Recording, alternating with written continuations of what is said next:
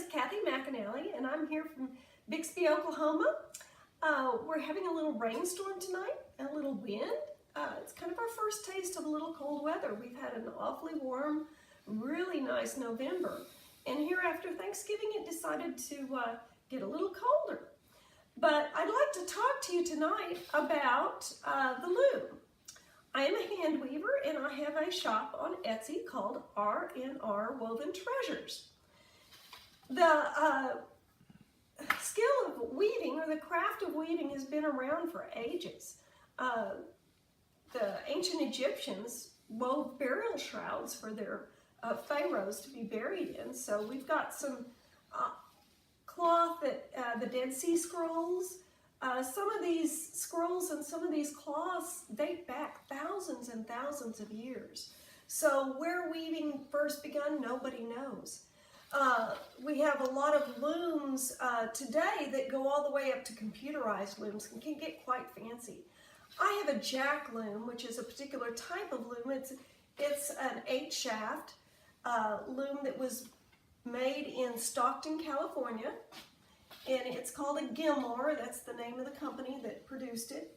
And it's a really nice piece of equipment. I really am enjoying it. I started off with a rigid heddle, which is just basically up and down, so you could do a lot of plain weave, and I got started with that. Then I progressed to a 4-shaft jack loom, and now I have this 8-shaft Gilmore that's really nice. I'd like to start here at the back beam. This is where we start by winding on the vertical threads, which are called the warp threads. These threads are wound on this beam back here. I'll release the brake, and it'll release the tension of what I'm weaving right now, but that'll be okay. And you can see that this beam here turns. And so as you turn it, you can load your warp threads on it. And I've got quite a bit of white on here because I'm making towels. So this is white cotton on this. And I've just wrapped it around and around and around there. This is a sectional warp beam. These are 2-inch sections. So I can do one section, I can wind one section on at a time. That makes it a little easier. The next thing that it does is it goes up over this beam here in the back and into the heddles.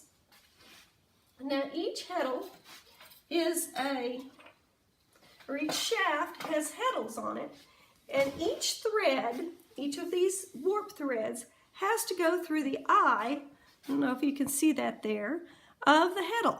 So it'll stand on the shaft like this, and this one's a little longer than what I've got on this shaft, but you can see that these can slide. And I have 8 of these shafts, so every string has to be threaded through the eye of one of these heddles on one of these shafts. And the order in which you do that is going to be told to you by the pattern. It's going to be required by the pattern. So this one is a twill pattern on a towel that I've done a lot of. I've sold a lot of these towels, and I'm doing some more. So we run each of these threads through one of the shafts and one of the heddles. The next thing each of these threads do is it goes through the reed. And the reed is what is going to tell it how close together the threads are. It's called the ends per inch. And you may have heard of some sheets and some things that get up to a really in the thousands of an ends per inch. This particular project is at 24 ends per inch.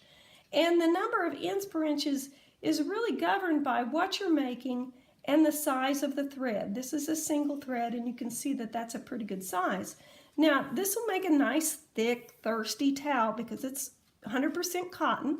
It's a high twist cotton, so it's a nice thread. And it'll make an extremely thick and thirsty towel. And that's going to give you a lot of wear, and they make really nice tea towels. But the spacing is what governs your ends per inch. The next thing you do as you weave is you want to, as you weave forward, and you can see that I've woven quite a bit of this, and now I need to bring it back down so that it'll roll up on the front beam. I'll release the break. There's a break over here. I'll probably spring a little bit because I have it pretty tight. And then I'll crank it up.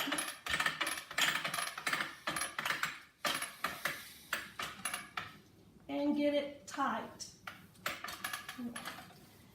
Once I've done that, the next step is I can weave a little bit here, and I can show you how it's done. I'm going to start this pattern on that treadle. I'll show you the treadles in a minute. And as you raise, you can see that each pedal that I'm stepping on has been connected to different combinations of these 8 shafts. And that's what can give us the intricate patterns, because there are a lot of different combinations of 8. So this one happens to be 2, 3, and 7. And so I'll leave that in there. And go down to the next one.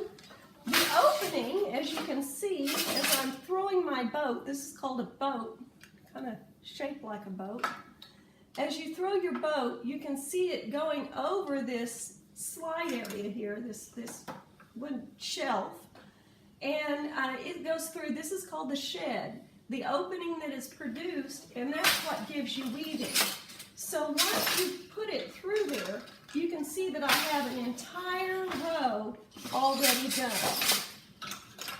And you can get going pretty good clip here.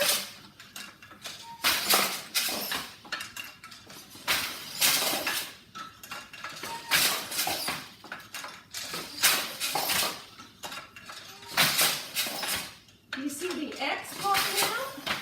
This is the X that we just made. We just made that X there. So all of that we just did in that short period of time.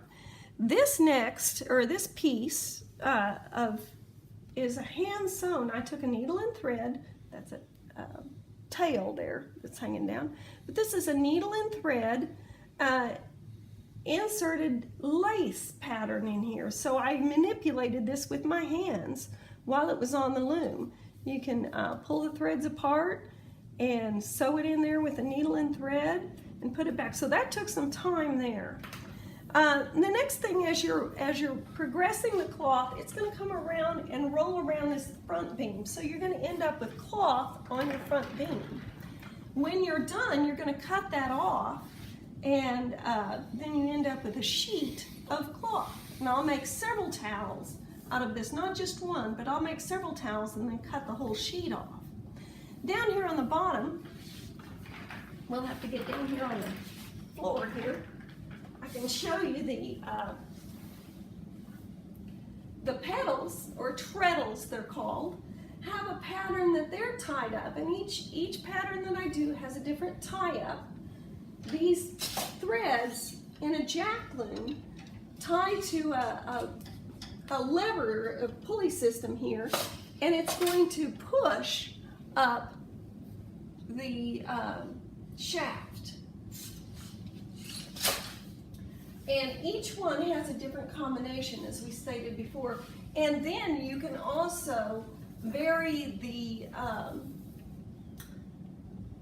order that you push these petals in. So that'll give you an entirely different pattern. So a lot of times I can make one towel by pushing the petals in one order, then I can change and push them in another order. Now there are some things that you can do when you're hand weaving that you can't or won't find commercially. One of the things that you won't find commercially is 2 different colors within the same towel, because what this requires is that I have to cut this off, and you can see the tail that's hanging out here where I started the purple and left the white. But I'll have to take this out and replace it with a second color. They're not going to do that commercially for each towel, I can guarantee you that. They're going to keep on weaving and weaving. In fact, it's all electronically done. They're also, of course, not going to put in the hand lace in here. So these are all features of a hand-woven tea towel. So that's what I wanted to talk to you tonight.